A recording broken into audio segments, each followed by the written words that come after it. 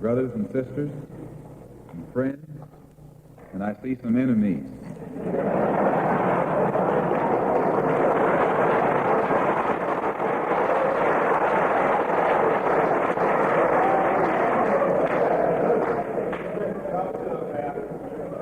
In fact, I think we'd be fooling ourselves if we had an audience this large and didn't realize that there were some enemies present.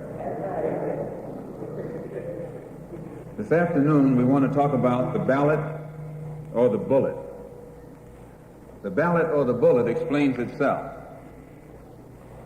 But before we get into it, since this is the year of the ballot or the bullet, I would like to clarify some things that refer to me personally concerning my own personal position. I'm still a Muslim. That is, my religion is still Islam.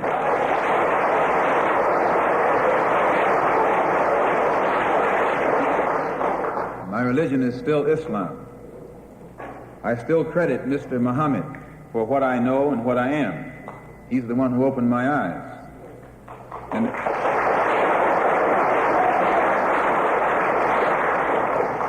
at present, I'm the minister of the newly founded Muslim Mosque Incorporated, which has its offices in the Teresa Hotel right in the heart of Harlem. That's the Black Belt in New York City. And when we realized that Adam Clayton Powell is a Christian minister, he has the Abyssinia Baptist Church, but at the same time he's more famous for his political struggling. And Dr. King is a Christian minister in Atlanta, Georgia, but he's become more famous for being involved in a civil rights struggle. The same as they are Christian ministers, I'm a Muslim minister. And I don't believe in fighting today in any one front, but on all fronts.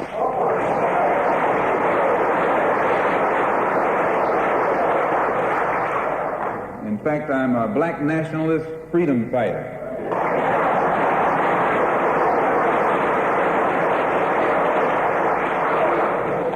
Islam is my religion, but I believe my religion is my personal business.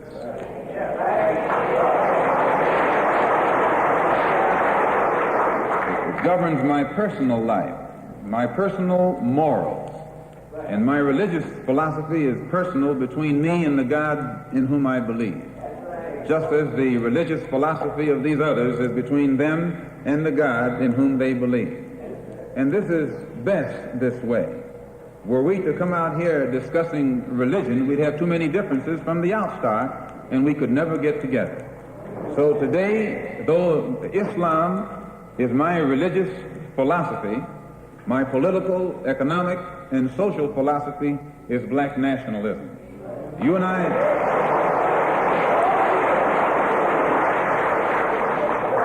as I say, if we bring up religion, we'll have differences, we'll have arguments, we'll never be able to get together. But if we keep our religion at home, keep our religion in the closet, keep our religion between ourselves and our God, but when we come out here, we have a fight that's common to all of us against the enemy who is common to all of us.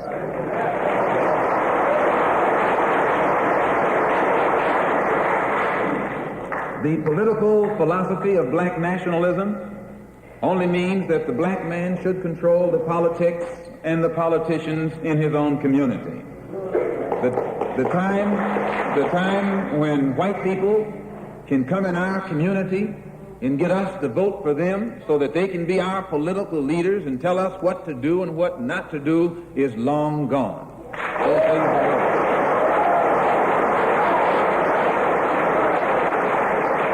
By the same token, the time when that same white man, knowing that your eyes are too far open, can send another Negro into the community, get you and me to support him so he can use him to lead us astray, those days are long gone.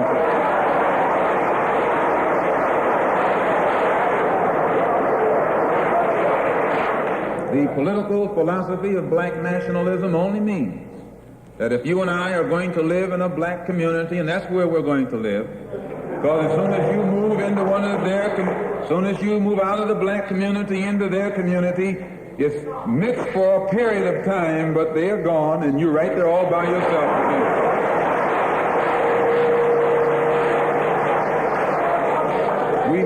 We must understand the politics of our community, and we must know what politics is supposed to produce. We must know what part politics play in our lives. And until we become politically mature, we will always be misled, led astray, or deceived or maneuvered into supporting someone politically who doesn't have the good of our community at heart. So the political philosophy of black nationalism only means that we will have to carry on a political program of re-education to open our people's eyes, make us become more politically conscious, politically mature. And then we will, whenever we get ready to cast our ballot, that ballot will be cast for a man of the community who has the good of the community at heart. And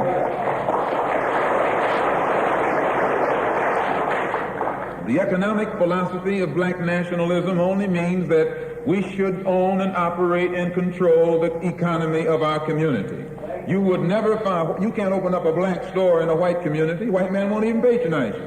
And he's not wrong. He got sense enough to look out for himself. And you who don't have sense enough to look out for yourself.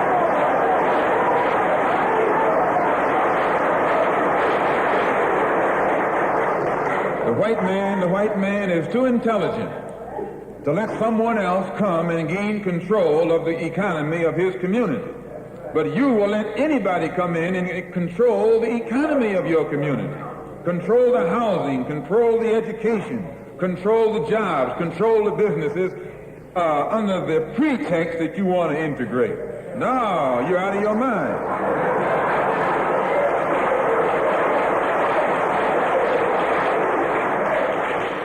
The economic philosophy of black nationalism only means that we have to become involved in a program of re-education to educate our people into the importance of knowing that when you spend your dollar out of the community in which you live, the community in which you spend your money becomes richer and richer. The community out of which you take your money becomes poorer and poorer. And because these Negroes who have been misled, misguided, are breaking their necks to take their money and spend it with the man is becoming richer and richer, and you're becoming poorer and poorer. And then what happens? The community in which you live becomes a slum. It becomes a ghetto. The conditions become run down. And then you have the audacity to complain about poor housing in a run-down community. Why, you run it down yourself when you take your dollar out.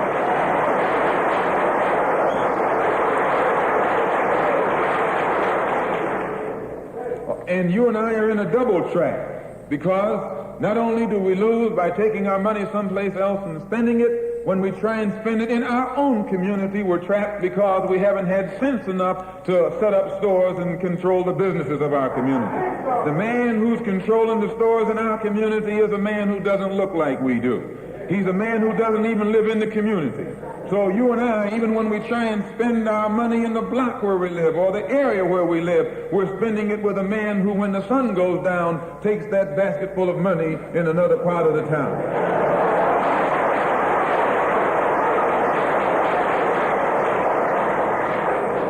So we're trapped, double trapped, triple trapped. Anywhere we go, we find that we're trapped. And every kind of solution that someone comes up with is just another trap. But the political and economic philosophy of black nationalism, the economic philosophy of black nationalism shows our people the importance of setting up these little stores and developing them and expanding them into larger operations. Woolworth didn't start out big like they are today. They started out with a dime store and expanded and expanded and expanded until today they're all over the country and all over the world, and they're getting some of everybody's money. Now this, what you and I in General Motors, the same way, didn't start out like it is. It started out just a little rat race type operation, and it expanded and expanded until today it's where it is right now. And you and I have to make a start. And the best place to start is right in the community where we live.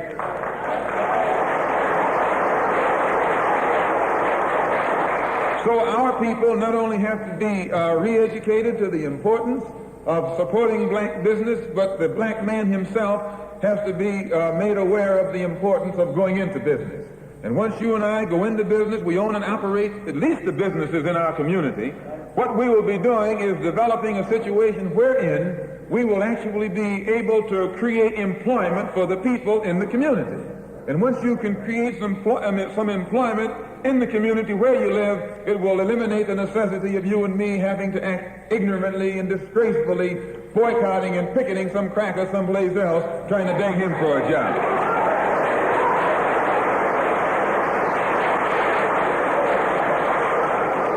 Anytime you have to rely upon your enemy for a job, you're in bad shape.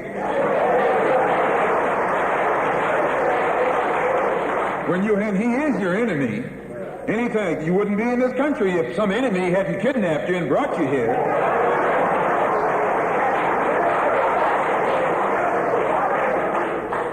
On the other hand, some of you think you came here on the Mayflower.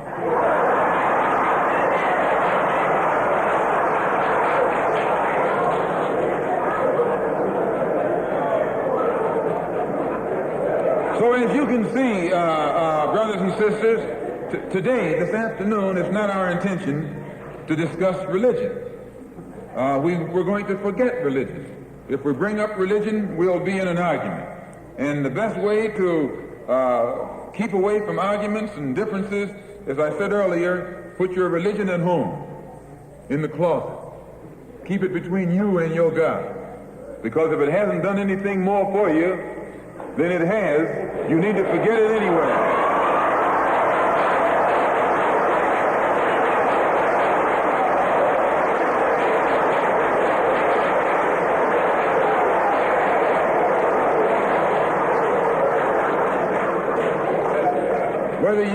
Whether you are a Christian or a Muslim or a nationalist, we all have the same problem. They don't hang you because you're a Baptist, they hang you because you're black.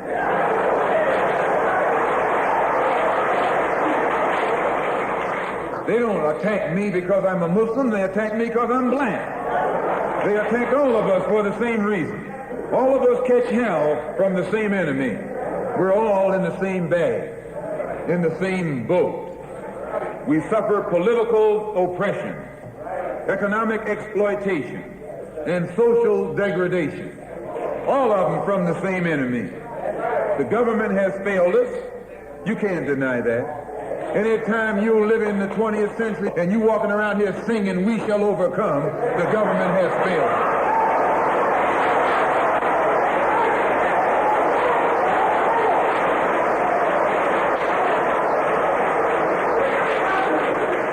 This is part of what's wrong with you. You do too much singing.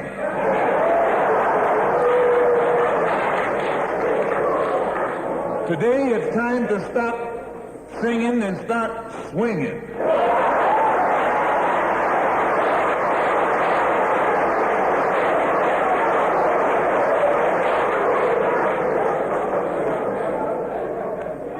You can't sing up on freedom, but you can swing up on some freedom.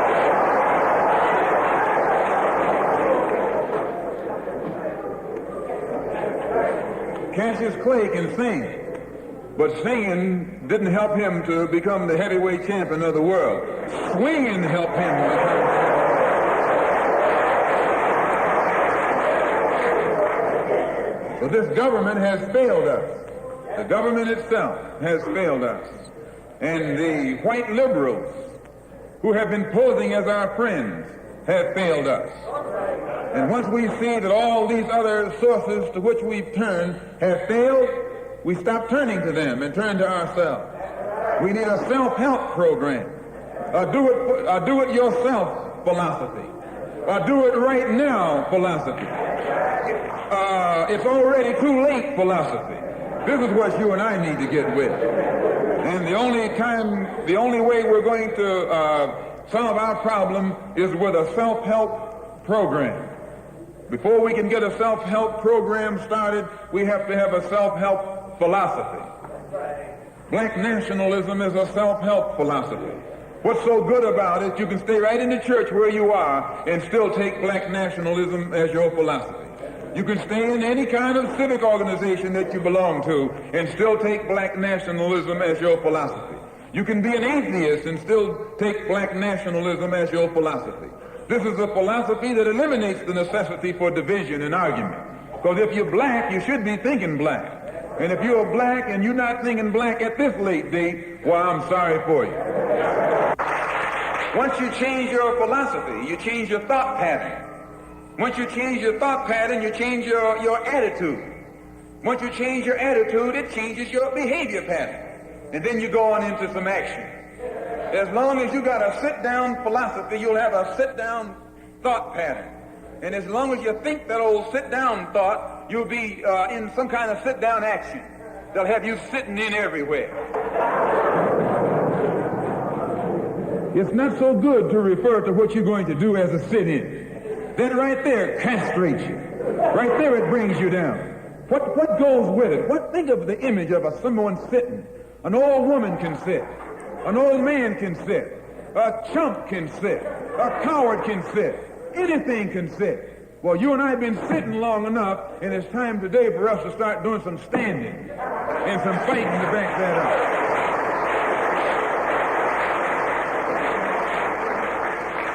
When we look at other parts of this earth upon which we live, we find that black, brown, red, and yellow people in Africa and Asia are getting their independence. They're not getting it by singing, "We shall overcome." No, they're getting it through nationalism. It is nationalism that brought about the independence of the people in Asia. Every nation in Asia gained its independence through the philosophy of nationalism. Every nation on the African continent that has gotten its independence brought it about through the philosophy of nationalism.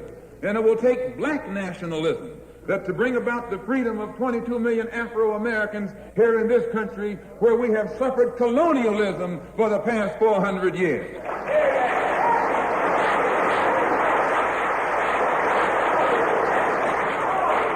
America is just as much a colonial power as England ever was. America is just as much a colonial power as France ever was. In fact, America is more so a colonial power than they, because she's a hypocritical colonial power behind it.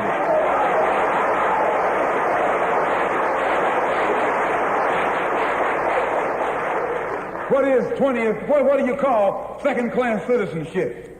Why, that's colonization. Second-class citizenship is nothing but 20th century slavery. How are you going to tell me you're a second-class citizen? They don't have second-class citizenship in any other government on this earth. They just have slaves and people who are free. Well, this country is a hypocrite. They try and make you think they set you free by calling you a second-class citizen. No, you're nothing but a 20th century slave.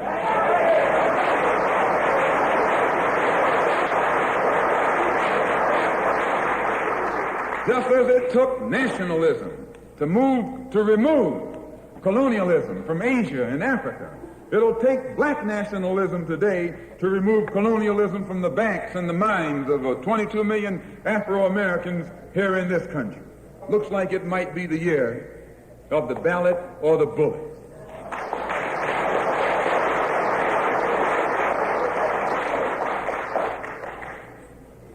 Why does it look like it might be the year of the ballot or the bullet?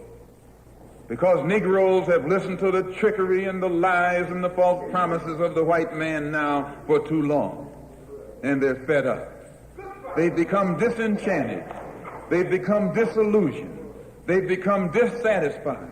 And all of this has built up frustrations in the black community that makes the black community throughout America today more explosive than all of the atomic bombs the Russians can ever invent.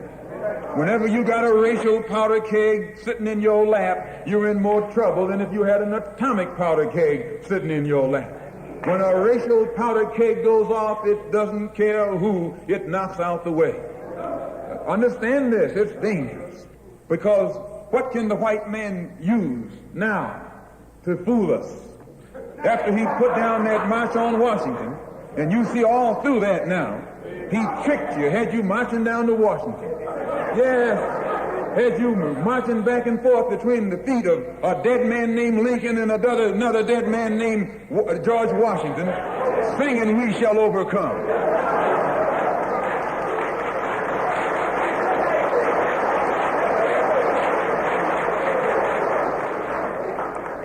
He made a chump out of you. He made a fool out of you.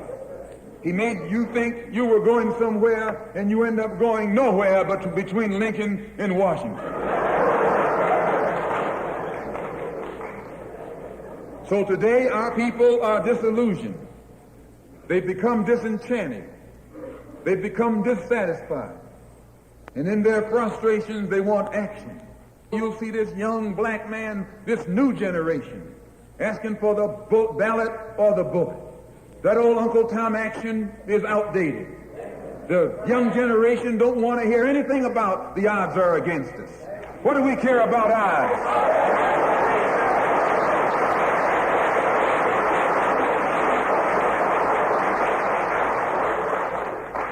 When this country here was first being founded, there were 13 colonies. The whites were colonized. They were fed up with this taxation without representation. So some of them stood up and said, liberty or death. Though I went to a white school over here in Mason, Michigan. The white man made the mistake of letting me read his history books. He made the mistake of teaching me that Patrick Henry was a patriot and George Washington wasn't nothing nonviolent about old Pat or George Washington. Liberty or death was what brought about the freedom of whites in this country from the English.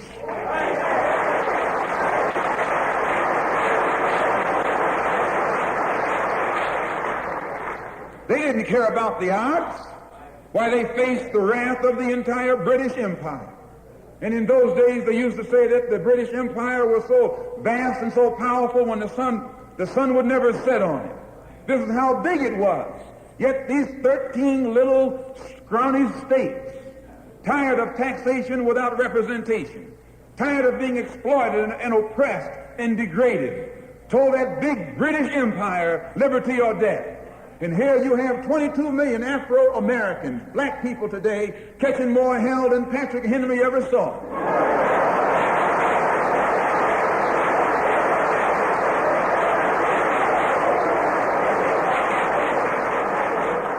And I'm here to tell you, in case you don't know it, that you got a new generation of black people in this country who don't care anything whatsoever about odds.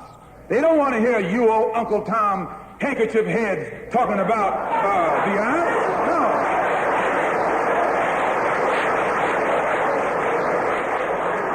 No. This is a new generation.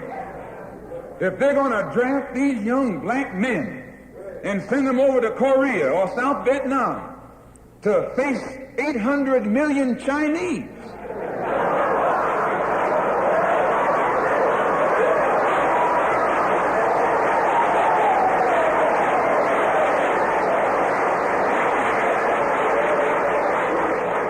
if you're not afraid of those odds, you shouldn't be afraid of these odds.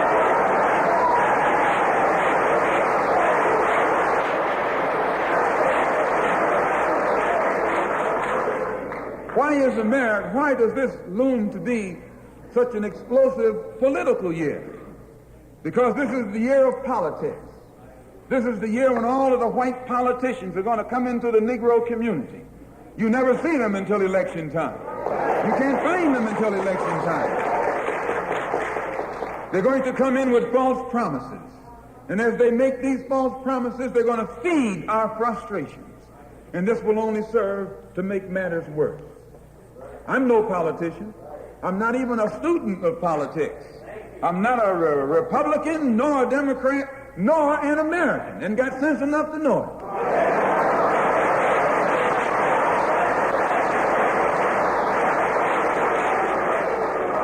I'm one of the 22 million black victims of the Democrats. One of the 22 million black victims of the Republicans, and one of the 22 million black victims of Americanism.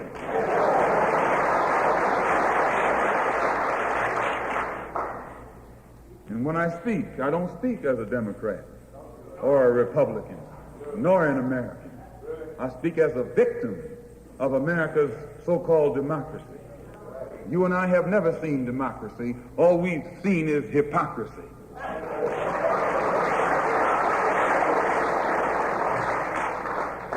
we open our eyes today and look around America, we see America not through the eyes of someone who has enjoyed the fruits of Americanism. We see America through the eyes of someone who has been the victim of Americanism. We don't see any American dream. We've experienced only the American nightmare. We haven't benefited from America's democracy. We've only suffered from America's hypocrisy. And the generation that's coming up now can see it and are not afraid to say it. If you go to jail, so what? If you're black, you were born in jail.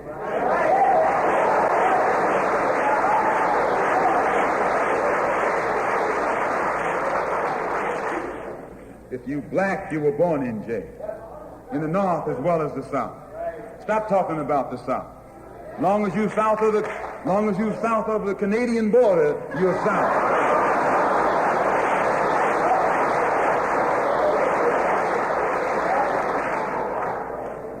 Don't call Governor Wallace a Dixie governor. Romney is a Dixie governor.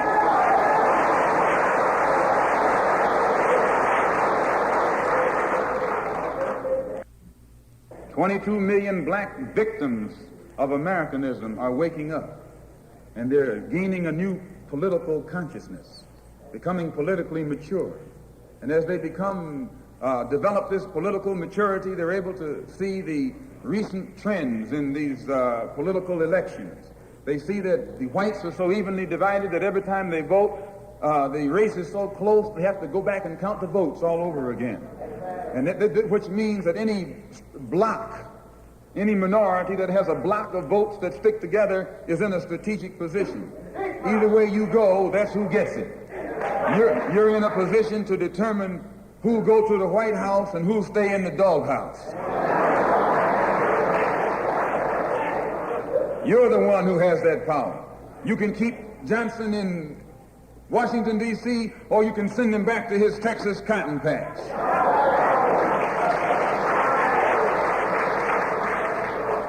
You're the one who sent Kennedy to Washington.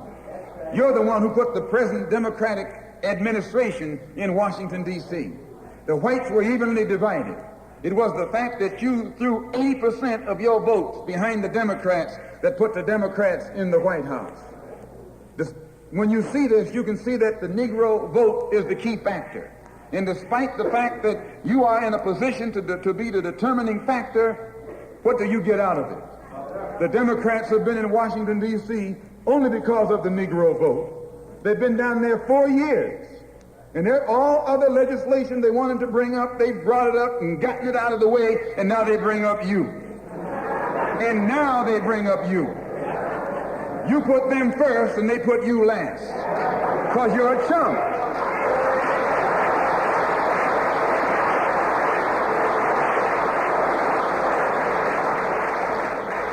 A political chump.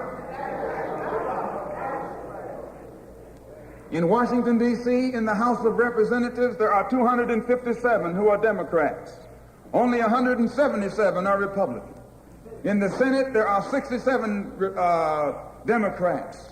Only 33 are Republicans. The party that you backed controls 2/3 of the House of Representatives and the Senate, and still they can't keep their promise to you because you're a chump.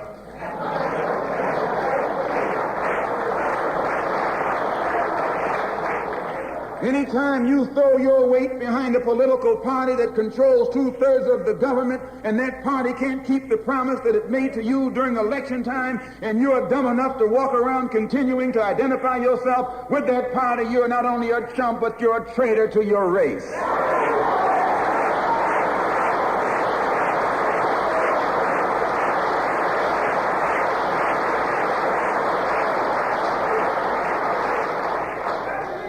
And what kind of alibi do they come up with?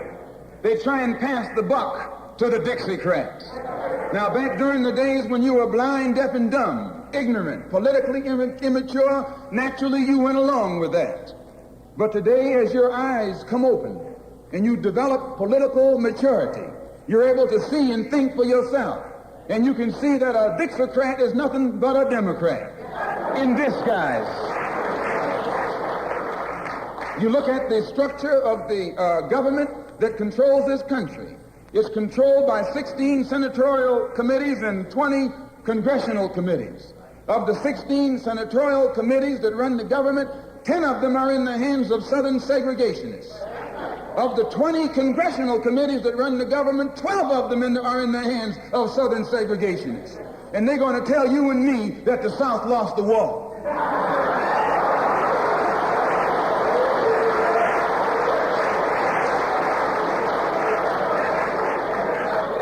You today are in the hands of a government of segregationists, racists, white supremacists, who belong to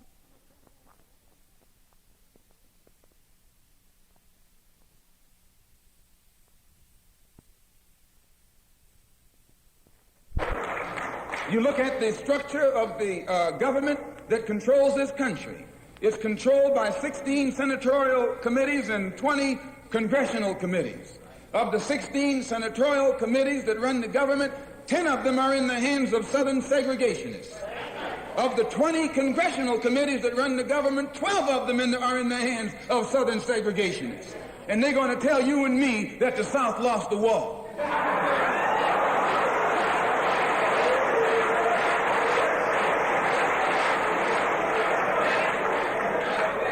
You today are in the hands of a government of segregationists, racists, white supremacists, who belong to the Democratic Party but disguise themselves as Dixiecrats. Dixiecrat is nothing but a Democrat. Whoever runs the Democrats is also the father of the Dixiecrats, and the father of all of them is sitting in the White House.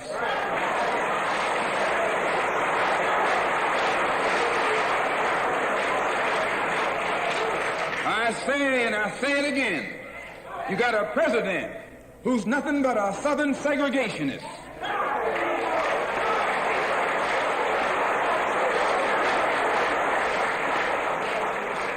From the state of Texas. They'll lynch you in Texas as quick as they'll lynch you in Mississippi. Only in Texas, they lynch you with a Texas accent. In Mississippi, they lynch you with a Mississippi accent. And the first thing the cracker does when he comes in power, he takes all the Negro leaders and invites them for coffee to show that he's all right. And those Uncle Toms can't pass up the coffee.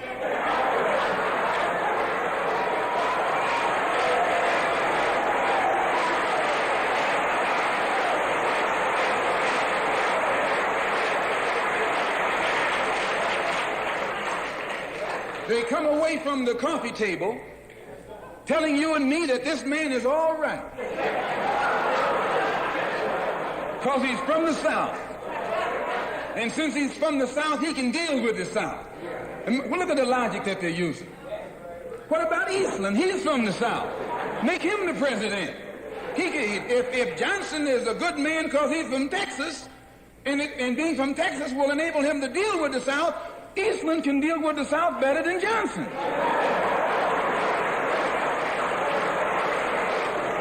No, I say you've been misled. You've been had. You've been took.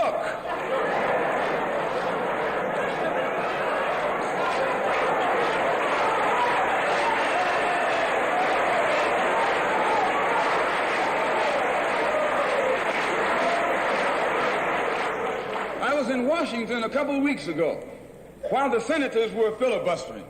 And I noticed in the back of the Senate a huge map. And on this map, it showed the distribution of Negroes in America. And surprisingly, the same senators that were involved in the filibuster were from the states where there were the most Negroes. Why were they filibustering the civil rights legislation? Because the civil rights legislation is supposed to guarantee voting rights to Negroes in those states. And those senators from those states know that if the Negroes in those states can vote, those senators are down the drain.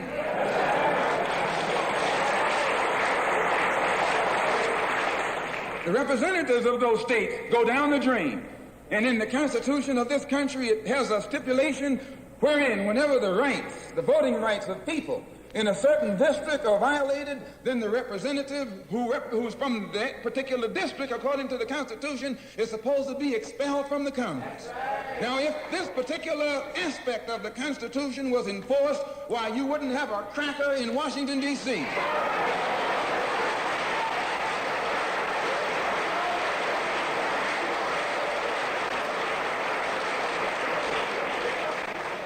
But what would happen? When you expel the Dixiecrat, you're expelling the Democrat. When you destroy the power of the Dixiecrat, you're destroying the power of the Democratic Party. So how in the world can the Democratic Party in the South actually side with you in sincerity when all of its power is based in the South? These Northern Democrats are in cahoots with the Southern Democrats.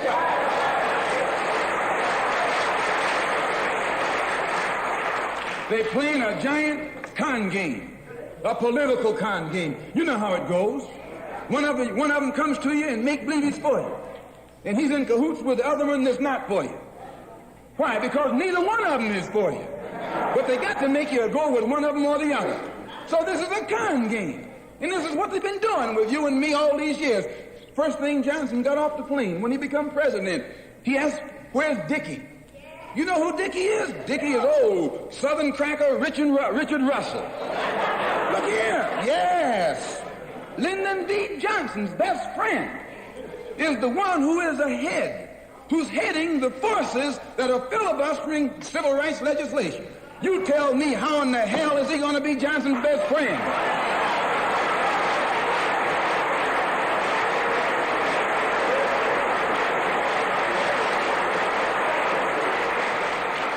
How can Johnson be his friend and your friend too? No, that man is too tricky, especially if his friend is still old Dickie.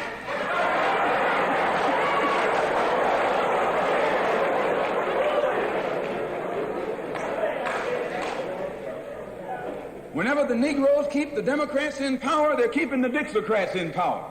This is true. A vote for a Democrat is nothing but a vote for a Dixiecrat. I know you don't like me saying that, but I'm not the kind of person who come here to say what you like. I'm going to tell you the truth whether you like it or not.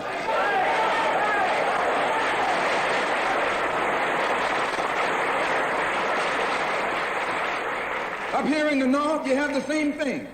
The Democratic Party don't do it. They don't do it that way. They got a thing that they call gerrymandering. They maneuver you out of power. Even though you can vote, they fix it so you're voting for nobody. They got you going and coming. In the South, they're outright political wolves. In the North, they're political foxes. A fox and a wolf are both canine. Both belong to the dog family.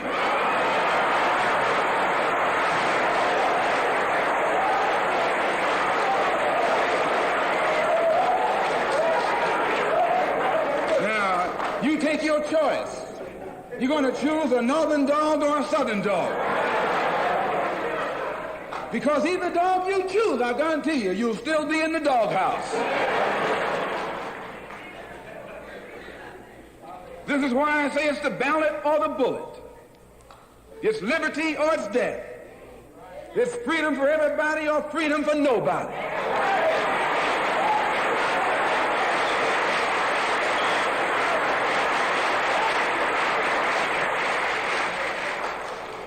America today finds herself in a unique situation.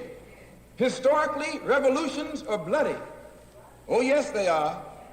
They have never had a bloodless revolution or a nonviolent revolution.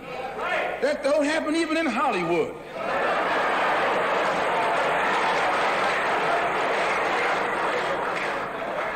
You don't have a revolution in which you love your enemy. And you don't have a revolution in which you are begging the system of exploitation to integrate you into it. Revolutions overturn systems. Revolutions destroy systems. A revolution is bloody. But America is in a unique position. She's the only country in history in a position actually to become involved in a bloodless revolution. The Russian Revolution was bloody. Chinese Revolution was bloody. French Revolution was bloody. Cuban Revolution was bloody. And there was nothing more bloody than the American Revolution. But today, this country can become involved in a revolution that won't take bloodshed. All she's got to do is give the black man in this country everything he's doing. Everything.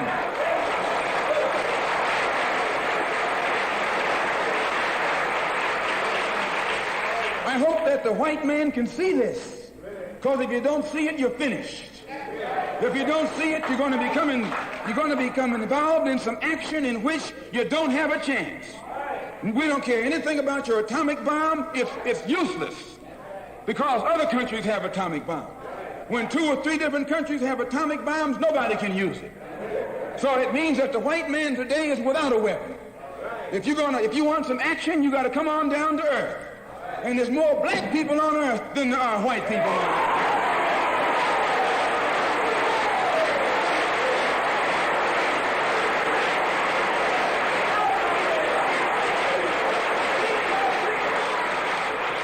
I only got a couple more minutes. The white man can never win another war on the ground. His days of war victory, his days of ground victory are over. Can I prove it? Yes. Take all the action that's going on this earth right now that he's involved in. Tell me where he's winning. Nowhere. Why, some rice farmers, some rice eaters ran him out of Korea. Yes, they ran him out of Korea.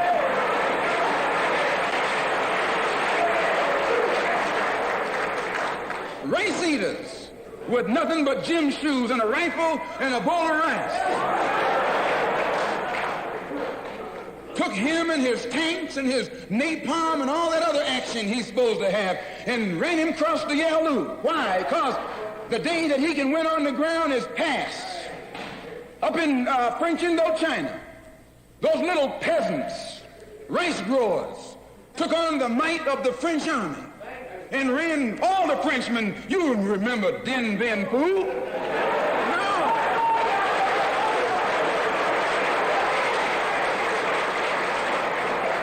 The same thing happened in Algeria, in Africa. They didn't have anything but a rifle. The French had all these highly mechanized instruments of warfare, but they put some guerrilla action on them. And a white man can't fight a guerrilla warfare. Guerrilla action takes heart, takes nerve, and he doesn't have that.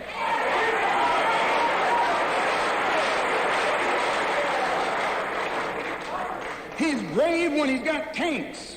He's brave when he's got planes. He's brave when he's got bombs. He's brave when he got a whole lot of company along with him.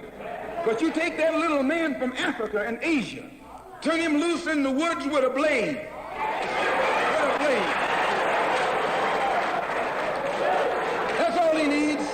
All he needs is a blade. And when the sun comes down, goes down, and it's dark, it's even Steven.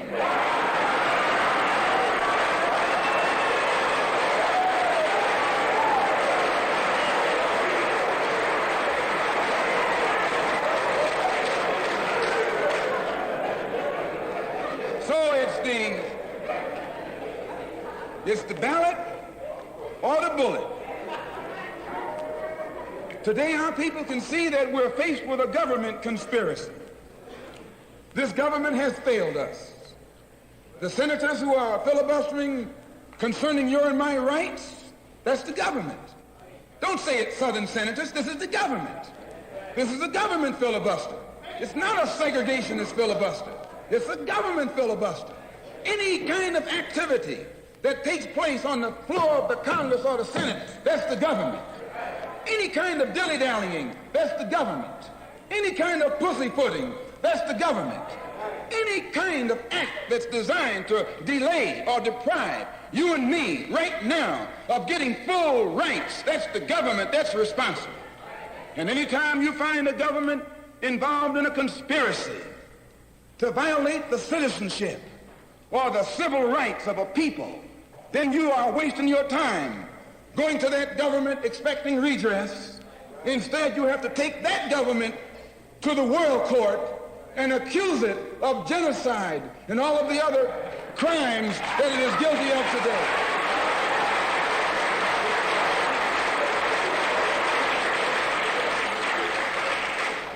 So those of us whose political and economic and social philosophy is black nationalism have become involved in the civil rights struggle.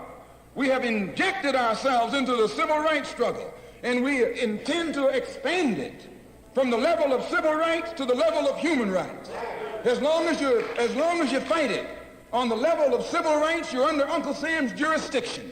You're going to his court expecting him to correct the problem. He created the problem. He's the criminal. You don't take your case to the criminal, you take your criminal to court.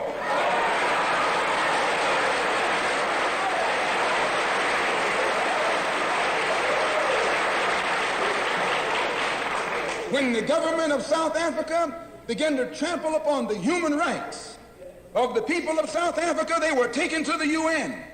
When the government of Portugal began to trample upon the rights of our brothers and sisters in Angola, it was taken before the UN. Why, even the white man took the Hungarian question to the UN, and just this week, Chief Justice Goldberg was crying over 3 million Jews in Russia about their human rights, charging Russia with violating the UN Charter because of its mistreatment of the human rights of Jews in Russia. Now you tell me, how can the plight of everybody on this earth reach the halls of the United Nations, and you have 22 million Afro-Americans whose churches are being bombed, whose little girls are being murdered, whose leaders are being shot down in broad daylight? Now you tell me why the leaders of this struggle have never taken it before the United Nations.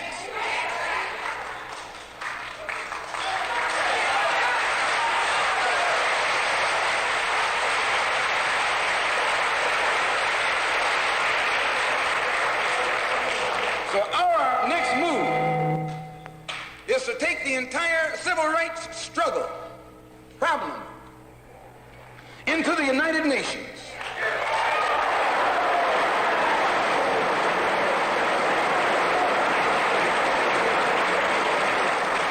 And let the world see that Uncle Sam is guilty of violating the human rights of 22 million Afro-Americans, and still has the audacity or the nerve to stand up and represent himself as the leader of the free world.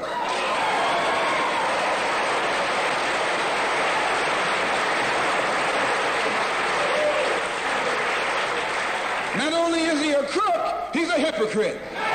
Here he is standing up in front of other people, Uncle Sam, with the blood of your and my mothers and fathers on his hands, with the blood dripping down his jaws like a bloody-jawed wolf, and still got the nerve to point his finger at other countries. You can't even get civil rights legislation. And this man has got the nerve to stand up and talk about South Africa, or talk about Nazi Germany, or talk about Portugal. No more days like those.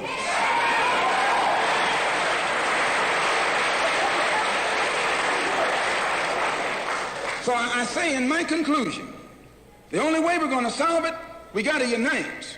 We got to work together in unity and harmony. And black nationalism is the key. How are we going to overcome the tendency to be at each other's throats that always exists in our neighborhood? And the reason this tendency exists, the strategy of the white man has always been divide and conquer. He keeps us divided in order to conquer us. He tells you, I'm for separation and you for integration, and keep us fighting with each other. No, I'm not for separation and you're not for integration. What you and I are for is freedom.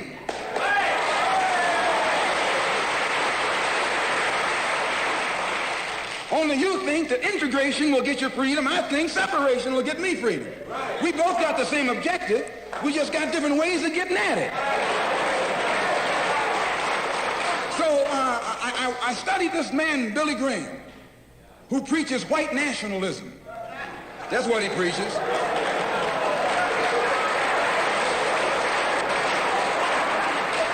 I say that's what he preaches. The whole church structure in this country is white nationalism. You go inside a white church, that's what they're preaching, white nationalism. They got Jesus white, Mary white, God white, everybody white. That's white nationalism.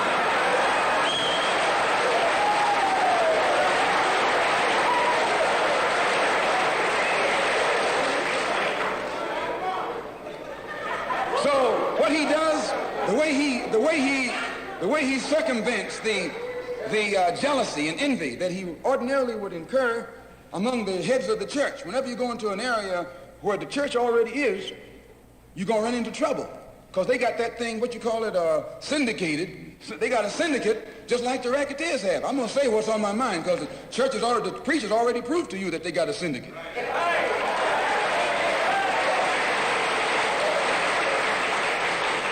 And when you're out in the rackets, whenever you're getting in another man's territory, you know, they gang up on you. And that's the same way with you. You run into the same thing. So how Billy Graham gets around that, instead of going into somebody else's territory like he's going to start a new church, he doesn't try and start a church. He just goes in preaching Christ. And he says, everybody who believes in him, you go wherever you find him. So this helps all the churches, and so since it helps all the churches, they don't fight him. Well, we're going to do the same thing, only our gospel is black nationalism. His gospel is white nationalism. Our gospel is black nationalism. And the gospel of black nationalism, as I told you, means you should control the politics of your community, the economy of your community, and all of the society in which you live should be under your control. And once you feel that this philosophy will solve your problem, go join any church where that's preached. Don't join a church where white nationalism is preached. Now, you can go to a Negro church and be exposed to white nationalism. Because when you walk in a Negro church and you see a white Jesus and a white Mary and some white angels, that Negro church is preaching white nationalism.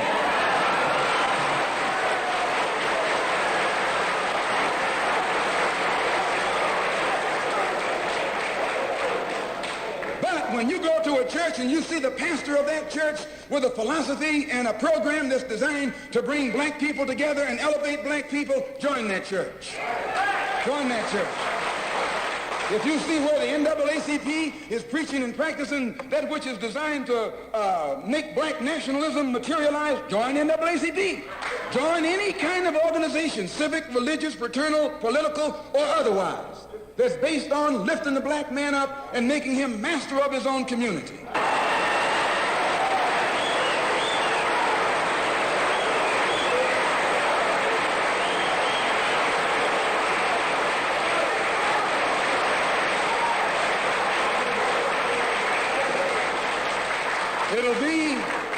It'll be the ballot, or it'll be the bullet. It'll be liberty, or it'll be death.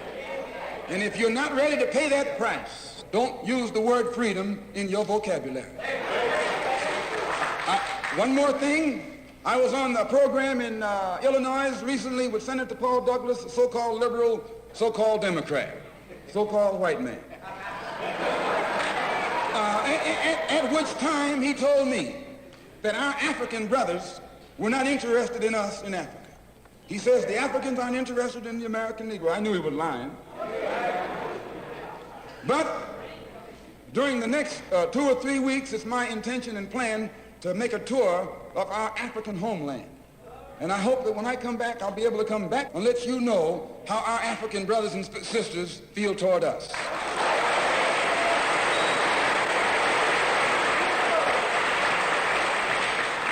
And I know before I go there that they love us.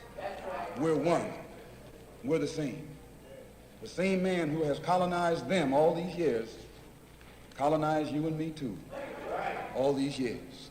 And all we have to do now is wake up and work in unity and harmony, and the battle will be over.